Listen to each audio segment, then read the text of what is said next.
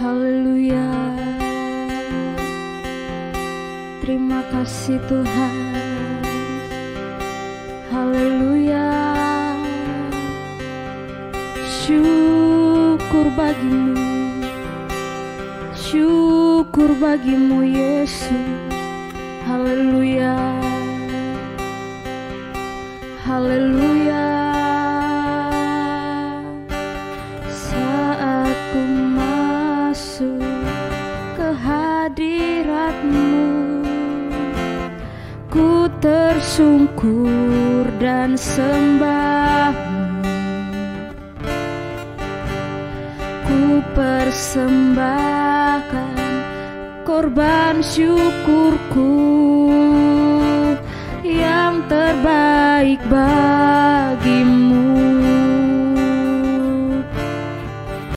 Oh, saat ku masuk ke hadirat-Mu, ku tersungkur dan sembah-Mu. Ku persembahkan korban syukurku yang terbaik bagimu. Ku bawa korban syukur ke tempat kudus-Mu Tuhan. Hatiku limpah dengan syukur, sebab Tuhan baik. Oh, sebab Tuhan baik.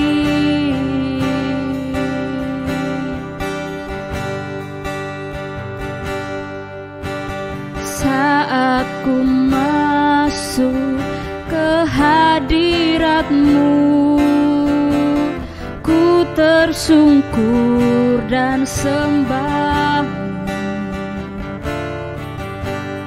Ku persembahkan korban syukurku yang terbaik bagimu. Saat ku masuk, saat ku masuk ke hadirat-Mu, ku tersungkur dan sembah-Mu. Ku persembahkan korban syukurku yang terbaik bagimu. Ku bawa korban syukur ke tempat kudus-Mu Tuhan. Hatiku limpah dengan syukur, sebab Tuhan baik. Ku bawa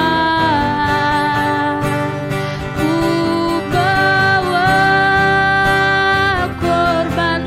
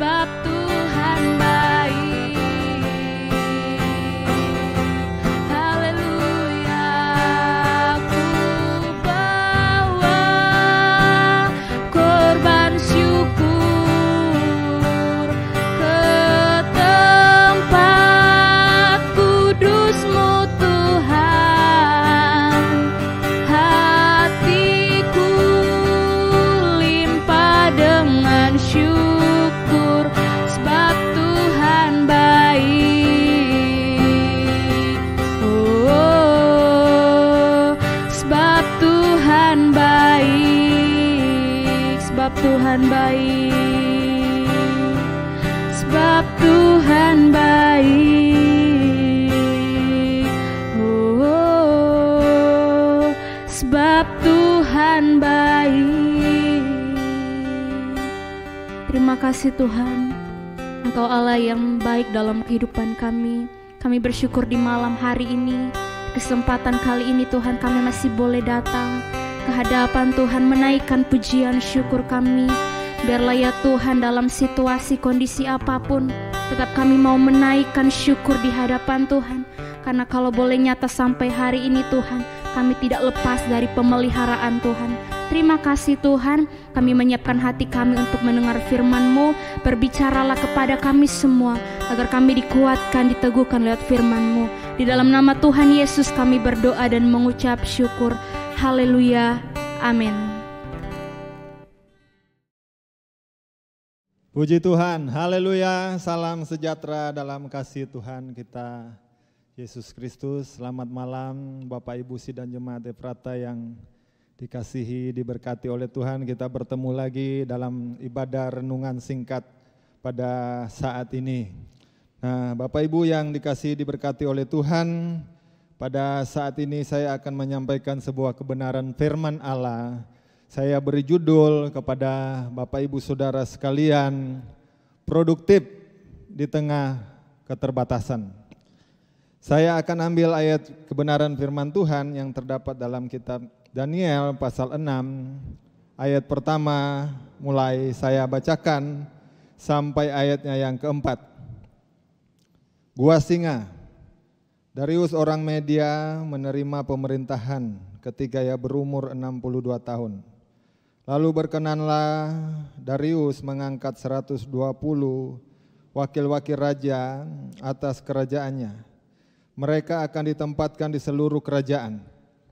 Membawahi mereka diangkat pula 3 pejabat tinggi, dan Daniel adalah salah satu dari ketiga orang itu.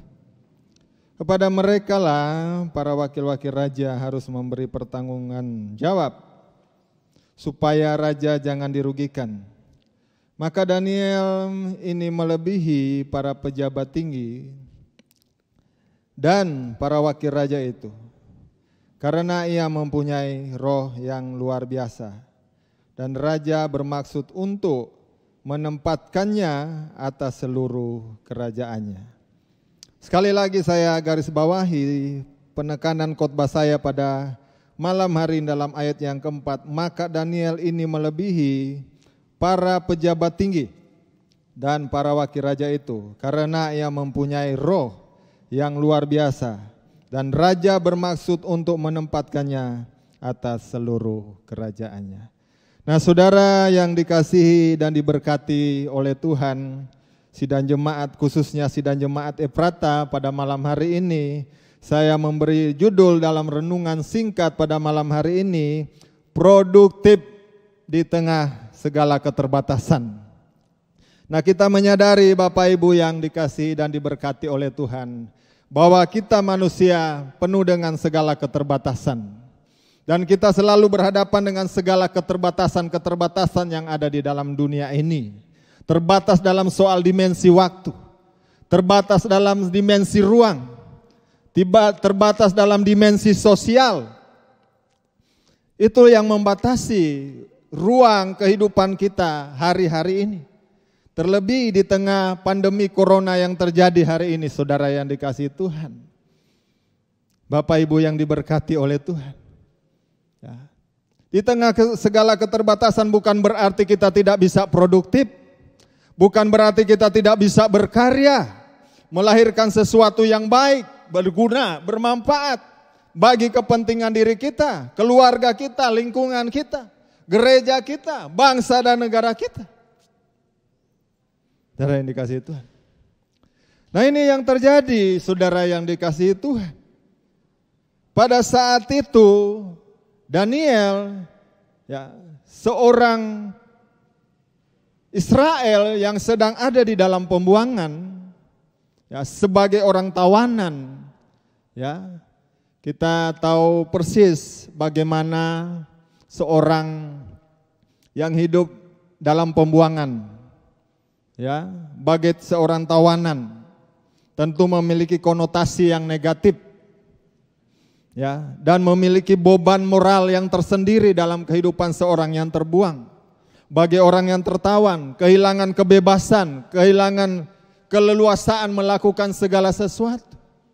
Tapi walaupun Daniel ini seorang tawanan, seorang yang terbuang, bukan berarti Daniel tidak bisa produktif, bukan berarti Daniel tidak bisa berkarya, melahirkan sesuatu yang berguna, yang positif, yang bermanfaat bagi kehidupan orang lain. Dan kita tahu persis ayat firman Tuhan ini, bahwa Daniel sangat berbeda, ya, dari teman-teman sekerja Daniel. Nah, apa yang membuat Daniel sangat berbeda? Kenapa Daniel begitu sangat produktif? Saudara yang dikasihi Tuhan. Dan ayat yang keempat ini mengatakan, maka Daniel ini melebihi para pejabat tinggi. Daniel memiliki etos kerja yang berbeda, memiliki sikap yang berbeda, memiliki semangat kerja yang berbeda, walaupun dalam ruang yang terbatas. Kenapa demikian? Apa alasannya? Nah, mari kita melihat alasan kenapa Daniel berbeda. Dan dia begitu memiliki etos kerja yang luar biasa. Ya. Ayat 4 bagian B mengatakan, saudara yang dikasih, karena ia mempunyai roh yang luar biasa. Itu yang membuat Daniel berbeda. Saudara yang dikasihi Tuhan. Ya, karena dia memiliki roh yang luar biasa di dalam kehidupan Daniel. Ya.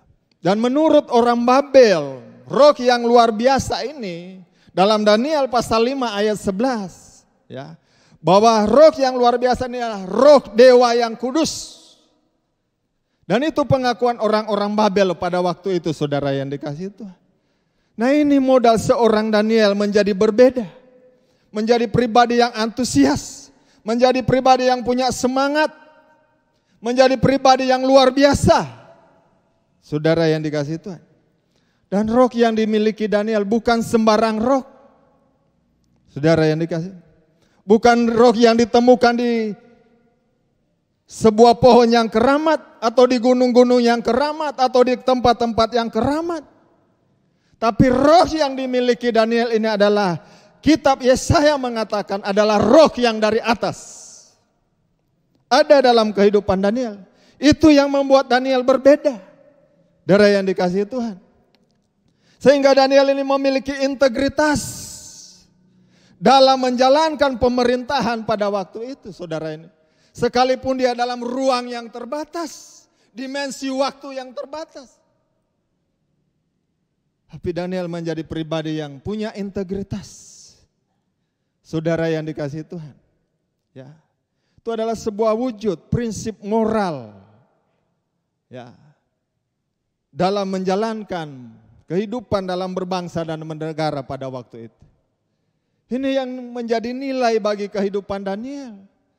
Bahkan ayat ini mengatakan raja bermaksud, ya, akan mengangkat, menempatkan Daniel di atas semua kerajaan Media dan Persia pada waktu itu. Ini luar biasa, saudara yang dikasihi Tuhan. Siapa yang tidak rindu, tidak ingin mengalami situasi pengalaman seperti ini? Ini menjadi tujuan orang di dalam dunia ini. Ingin hidupnya diangkat oleh Tuhan. Ya. Ini yang terjadi pada kehidupan Daniel. Bukan karena Daniel punya koneksi. Bukan karena Daniel itu orang yang dekat dengan Raja Darius. Tapi karena Daniel ini memiliki roh yang luar biasa. Bukan sembarang roh.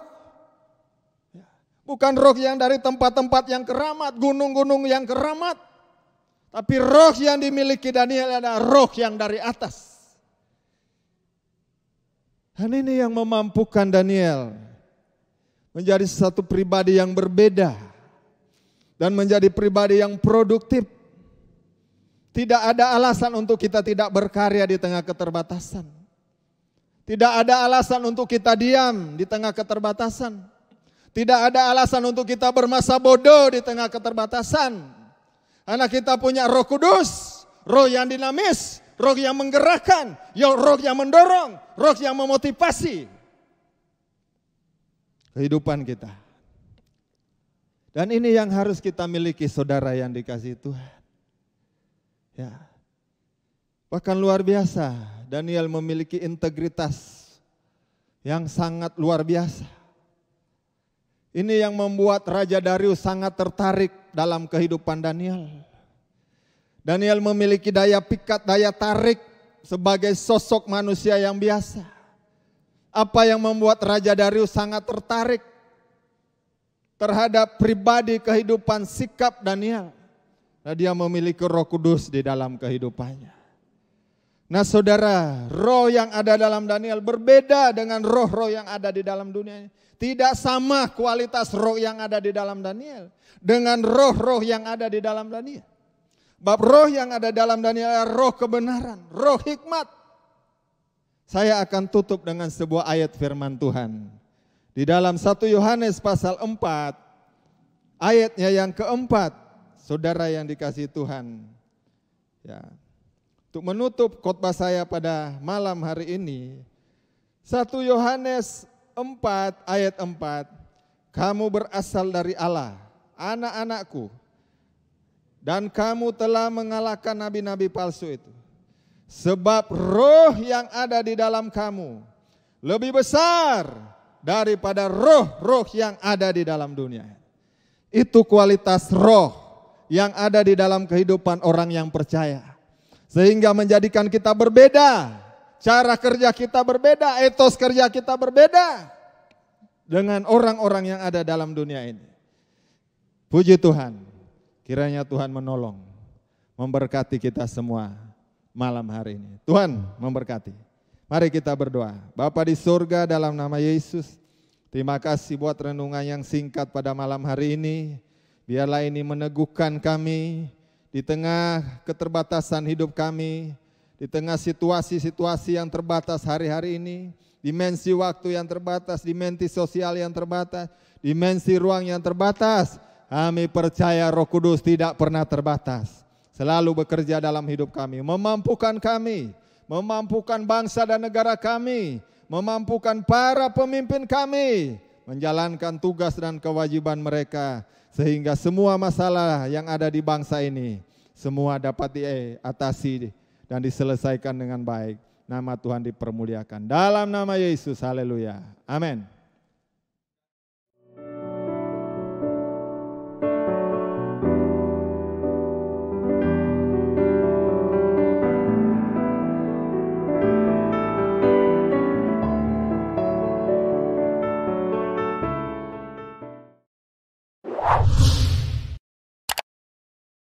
Subscribe channel YouTube GPDI Efrata Yogyakarta dan aktifkan lonceng notifikasinya untuk mendapatkan informasi seputar live streaming dan video khotbah terbaru lainnya. Tombol subscribe berada di kanan atas channel kami dan jangan lupa klik tombol loncengnya.